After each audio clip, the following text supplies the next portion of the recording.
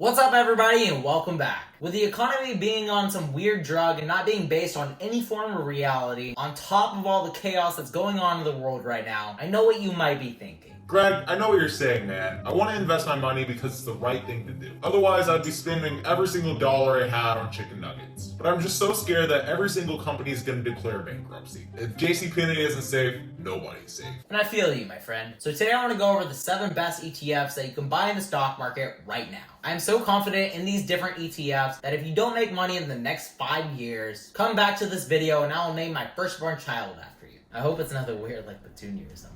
So we're going to be going over each individual ETF and why I think that they're the best that's out there. And if you have any favorite ETFs that aren't included in this video, be sure to leave it down in the comments below.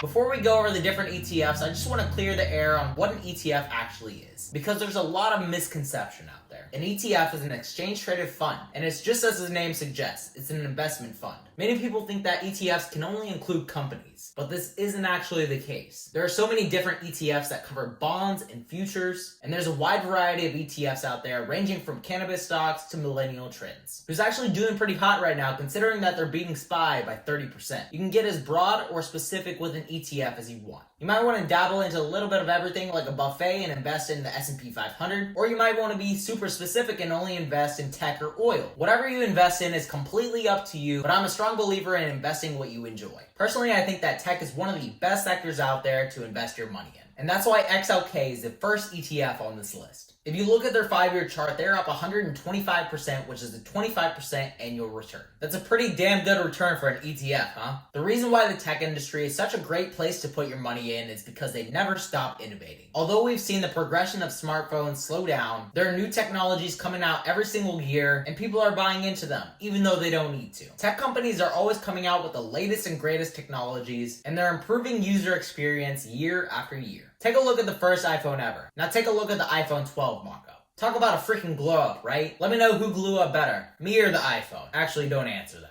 Because everybody keeps innovating, tech companies are competing with one another, and this is exactly what's led to the surge in value for XLK. You might be wondering what stocks are in XLK. So let's take a little gander. Looking at their about, they track S&P 500 tech stocks, so this is top tech companies such as Microsoft, Apple, Visa, Intel, and MasterCard. Personally, I bought 3 shares of XLK right after the stock market bottom for $78.68 per share, and currently my return is sitting pretty at 25%. I know it's getting pretty close to a V-shaped recovery, but it's not too late to buy in now. And honestly, I'm thinking about buying in more at this point, because once consumer spending goes back to normal, people are going to be lining out the door to buy the newest iPhone. If you're feeling a little wild, but you still want to keep it safe, take a look at TQQQ. It's like the equivalent of watching Carol Baskin clips with your crazy girlfriend. Triple leverage ETFs are the wildest but safest investments that you can make. TQQQ is a fund that tracks the top 100 stocks in the NASDAQ, and it sees 3 times the volatility, hence the name triple leverage. Whenever you're investing in a triple leverage ETF, if the underlying index goes up 1%, you're going to be up 3%.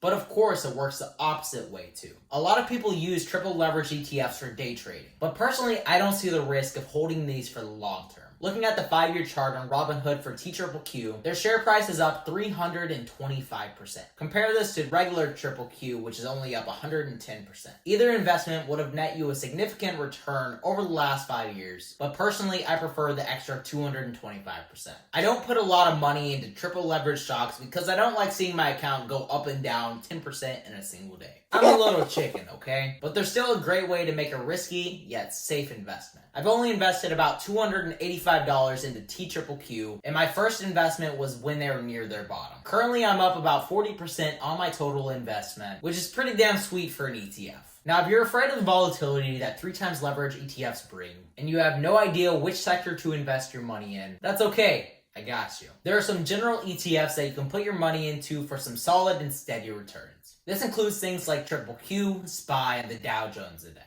I know a lot of us younger investors don't have $20,000 to put into the Dow Jones Index or $2,000 to bet on the S&P 500, but there are other cheaper alternatives such as QQQ, SPY, and DIA. Right now you can buy each of these for a steal of under $300, and even if you don't have $300, you can invest in fractional shares with Robinhood. If you had invested only $100 into SPY during the 2008 crash, you could have turned this into $300 by now. And this is going to be the case time and time again. Although I can't put a specific date on when you should expect a 300% return, I do know that the S&P 500, the Dow Jones, and the NASDAQ have gone up consistently over the past century. I have no doubts that the US markets will continue to climb after this financial crisis. If you're investing into the general market, it can seem like a waiting game, and I know that everybody wants to make profits quick. But keep in mind that wealth is built over long periods of time and it's exponential. Rome wasn't built in a day, and neither was Berkshire Hathaway. But after all these years, after you've gathered all your wealth, you're going to be putting it in a bank. So you might as well invest in some banks now because you're going to need them in the future. And you should look into IYF, which follows the top US financial companies. This includes things like JP Morgan, American Express, and Bank of America. You know, all those great places that charge you 25% interest on your credit cards? Yeah,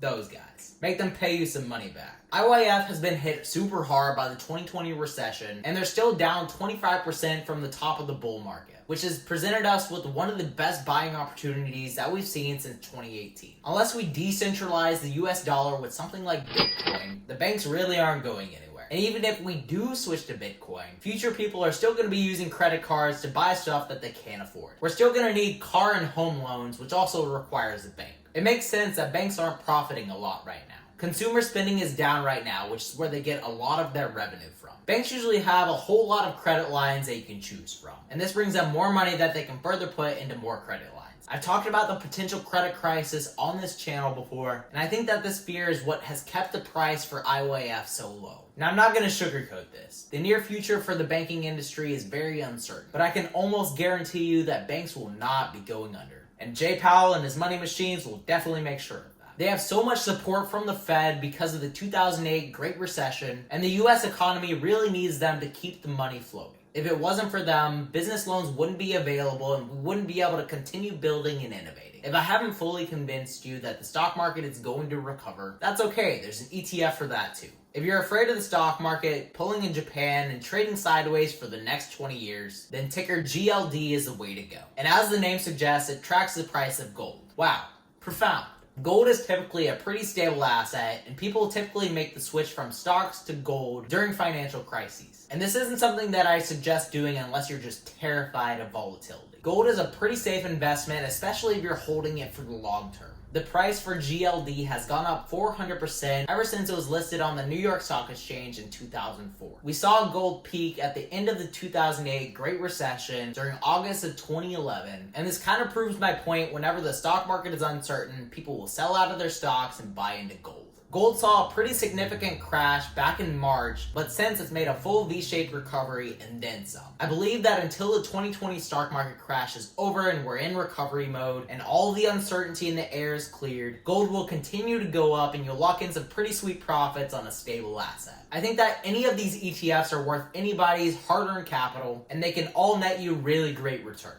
Of course, some ETFs will perform better than others, so analyze with your own risk tolerance and determine which ETF is best for you. If you have any other ETFs that you want to suggest, or if you disagree with the ETFs that I've listed today, make sure to leave it down in the comments below. And if you've made it this far into the video, make sure to turn that like button blue. And with all that said, guys, remember to stay positive, stay green. I'll catch you in the next one. Bye, guys.